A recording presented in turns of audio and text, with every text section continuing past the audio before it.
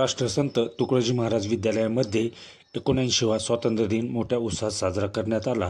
राज्य राखीव पोलीस बल गट क्रमांक 5 चे उपसमादेशक सचिन ढाळे यांच्या हस्ते ध्वजारोहण करण्यात आले। यावेळी संस्थेचे सचिव सुभाष डावरे, मुख्याध्यापक संभाजी थोरात आणि आदी मान्यवर उपस्थित होते।